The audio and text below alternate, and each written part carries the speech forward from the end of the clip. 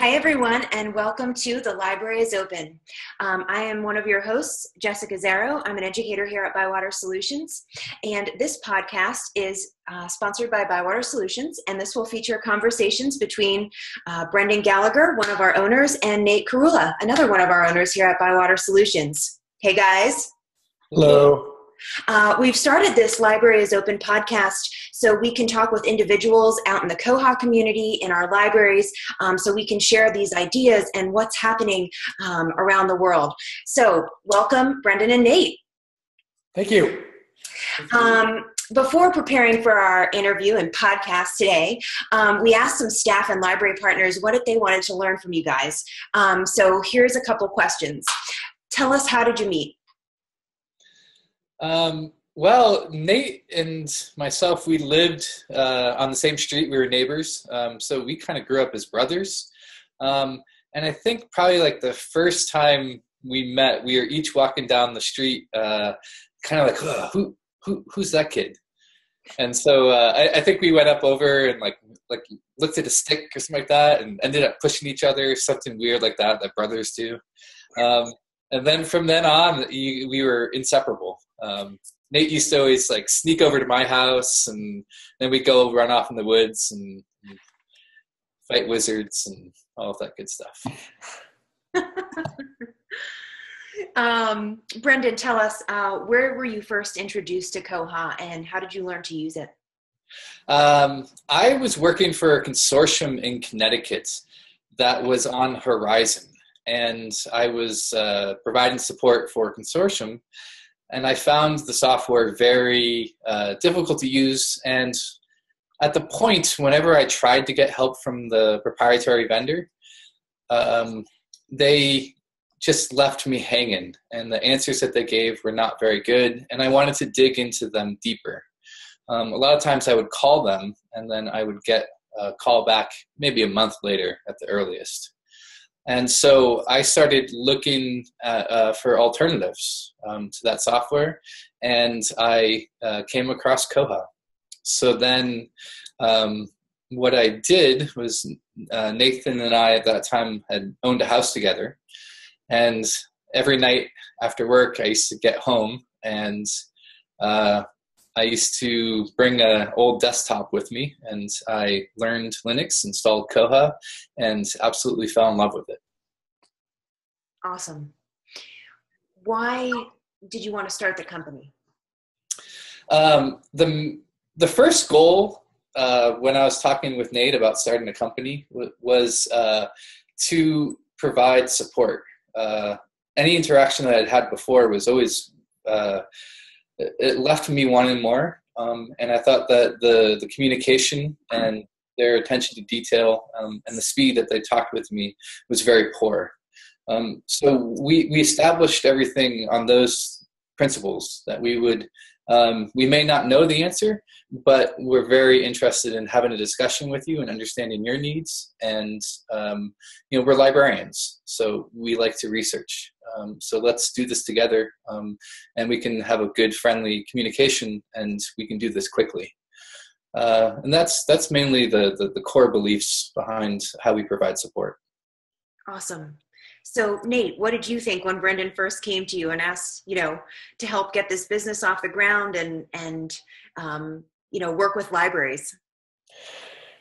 I didn't have a lot of experience with Koha or with command line technology like Brendan did. My experience is more based on customer service and sales. So Brendan sat down and explained his experience with their current vendor, what they were paying, and the opportunity that existed in the library world. I got really excited because it seemed really elementary, that you need to take very good care of your customers, especially if you're charging the prices that he was telling me they were paying. And I asked him a lot of times what many libraries ask me or our sales team when we're telling them about Koha, and that's, what's the catch? This seems too good to be true. How can it be just as good and cost a fraction? And as I learned that there really is no catch, I got even more excited. So I was all in after a month after we started the company, I quit my day job. We did our first interview in the stock closet of my day job. And my background was with retail. So, I was all about customer service. I was all into it. And that was really the key. I knew that Nate and myself doing this together would be very successful because that message was very pure. It's a good, clean mission and a good, clean, pure message that we're trying to deliver without a catch. Mm-hmm. Yeah. Love it. Tell us how you came up with ByWater. So ever since we were very little, Brendan and I have been huge Lord of the Rings fans. I've read the books probably, I don't want to say every year, but close enough to every year to say every year, since I was about 9. So when we were kids, we would name everything after Lord of the Rings. So, the dark, scary pine forest behind our house was Gollum Forest. And, everything was named after Lord of the Rings. So when we were sitting down and thinking about what to name this company, we had all these acronyms and corporate cold-sounding names. And we were like, what are we thinking? Let's stick with what we know and go to our roots, which is our friendship. We decided to stick with Lord of the Rings. And it makes perfect sense because, of course, it's literary and we're helping libraries out here. And there's a loose connection with Koha. Lord of the Rings is, written by Tolkien, who was British, but the movies were really big and they were filmed in New Zealand by Peter Jackson, and Koha was developed in New Zealand originally. So there was a connection there. And so we came up with ByWater. And ByWater is a kind of subset of the town of the Shire where the Green Dragon was, for those who know the stories. And the Green Dragon was where travelers would meet on the road and share the news of the day and collaborate on, things that were going on and new technologies. And that's exactly what open source is. It's a bazaar. It's a collaboration of many people, coming together. It was also the scene of the Battle of ByWater, where the hobbits rose up against the evil humans that were taking advantage of their resources and stripping them bare. So there could be a parallel made there between open source and proprietary in some cases, but we'll leave that up to you to decide. Tell us how you make the company run so well with your employees spread throughout the United States and essentially provide service for users all over the world. It's been really easy for us because of our great staff. I feel like the staff has really made it possible. And there's a certain type of niche of an employee that fits well into this dynamic. I feel like lots of our employees are very comfortable behind a keyboard. So working from home helps us establish that. Nate, you can expand a little bit on that. I mean, communication is key also, not only with our customers, but with our staff. We are in constant communication with the people who work with us. And, that keeps them motivated. It makes sure that everybody knows what everybody else is doing. There's multiple modes of communication that we use with our company, live chat, Skype, Zoom, which we're using for this podcast, lots of different things. We try to do as much face-to-face, even if it's virtual, as possible. And we use those same principles with our customers. And we found a lot of success in both cases. And also, no question is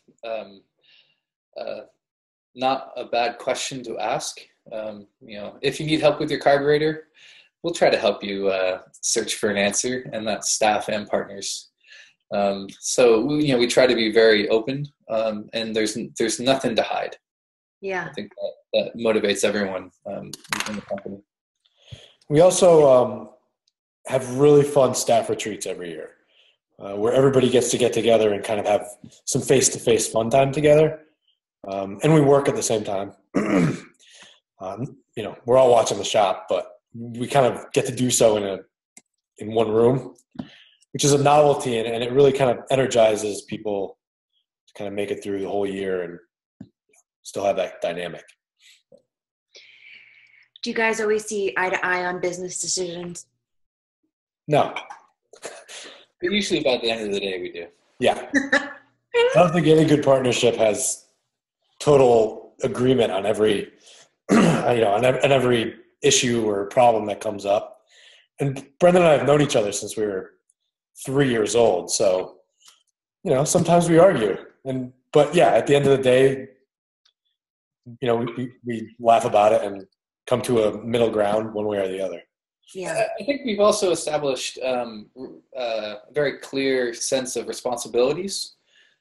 So that way we can hold each other accountable. No, we haven't. So if there's certain things that come up and it would fall onto one of our plates, then we discuss with each other about how we're going to move together forward on it. Yeah, definitely. That's great. All right, we have 2 questions from partners. One of our partners is curious how the philosophy of customer service, being so central to our company, how the business model has really evolved over the years, and how ByWater has grown, and how you still keep a focus on that customer service aspect.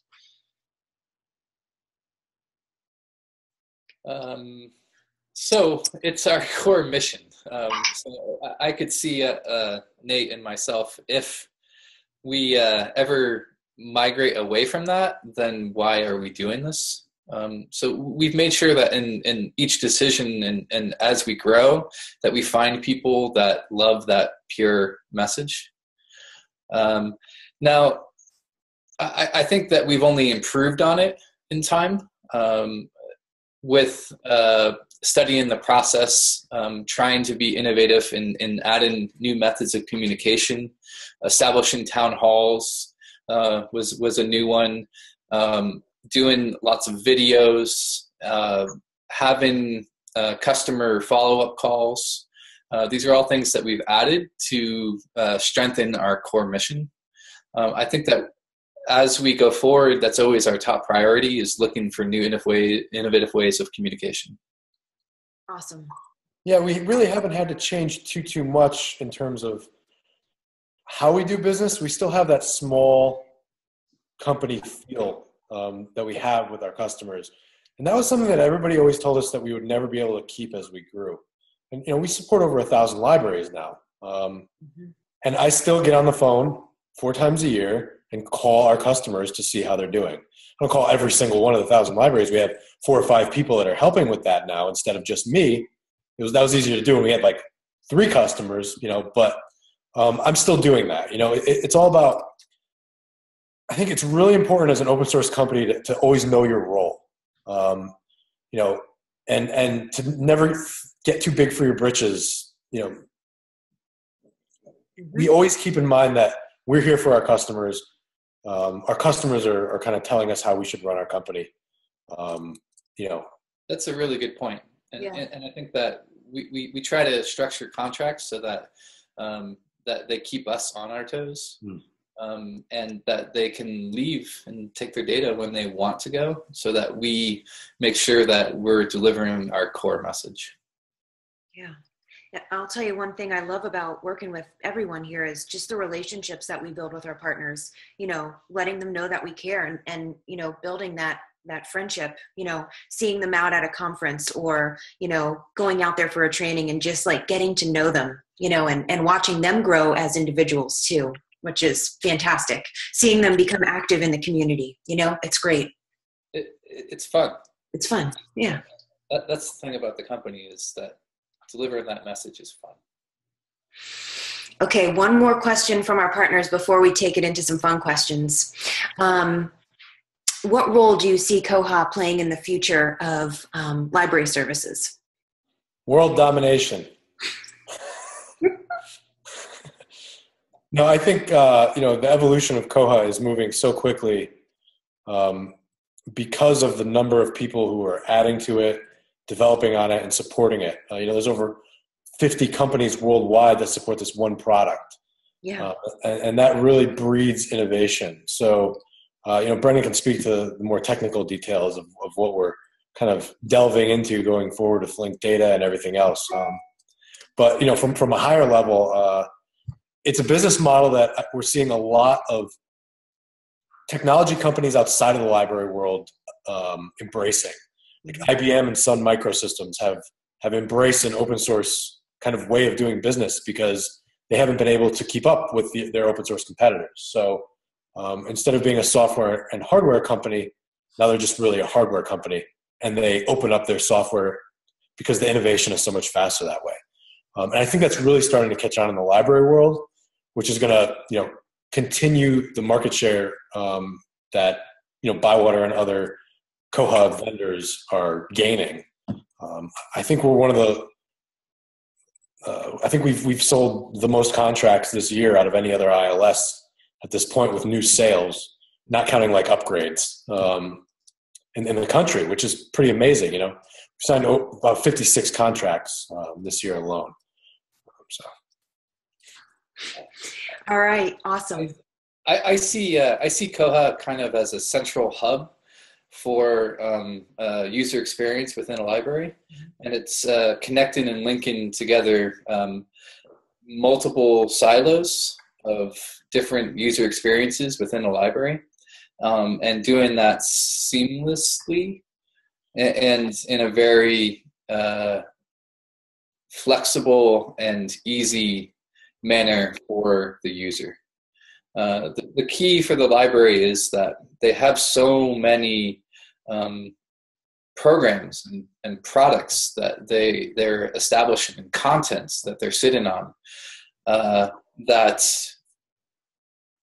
the key is to link all of those together in a way that this is the front end for the library, and Koha is going to be able to do that easier than any other open source product or any other product that's out there. Just the flexibility, because it's a worldwide product, and I think it's the one product that actually is worldwide. Mm-hmm. So you're going to be learning about different libraries around the world that are doing innovative products or innovative programs that will be integrated into Koha that U.S. libraries will be able to take advantage of. Cool. All right, now for some fun questions. Each of you. That was a fun question. I should say some personal questions. What's your favorite type of food to cook? I really like to smoke meat. I took a class with this gentleman who was on a reality TV show. It was called Pit Masters, and one of the contestants of that, I took a day-long class with that, and I used to be able to cook meat well, but now I feel like I can do championship ribs very easily, and they taste fabulous. Let's make those at the next staff retreat. Yeah, I did. I made it when everyone came out here to Oregon, and then also for Christmas I got Julia Child's French cookbook. Yeah. And I've been cooking my way through that. Cool.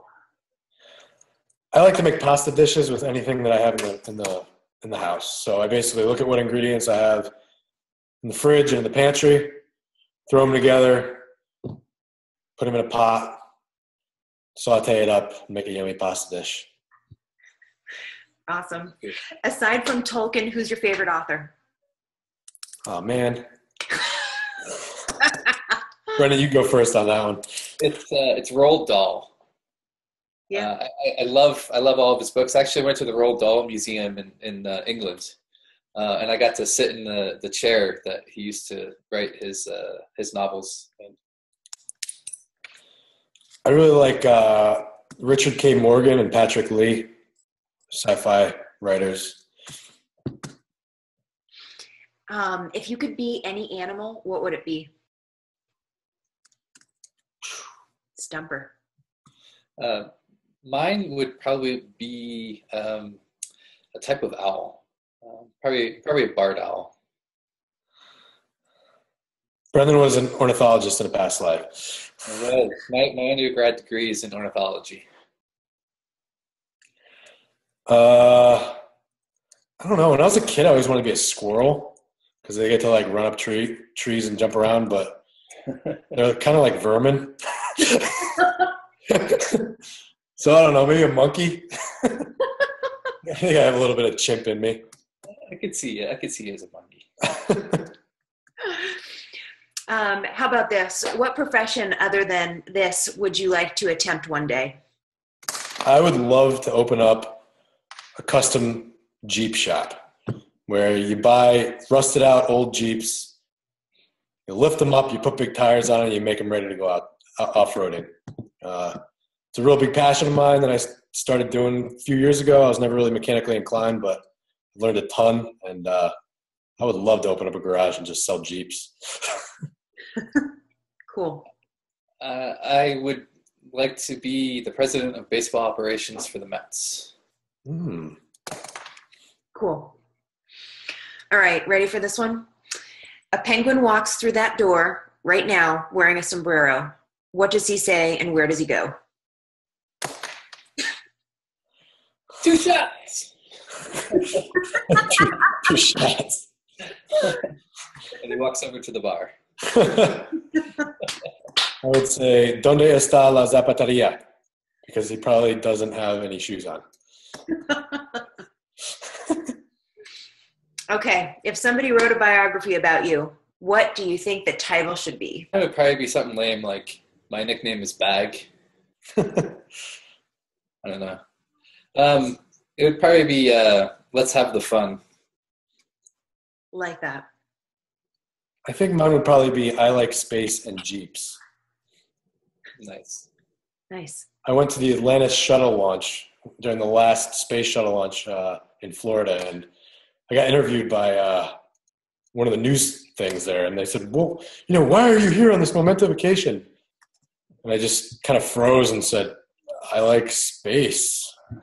So that's kind of been my tagline since. It's haunted me forever.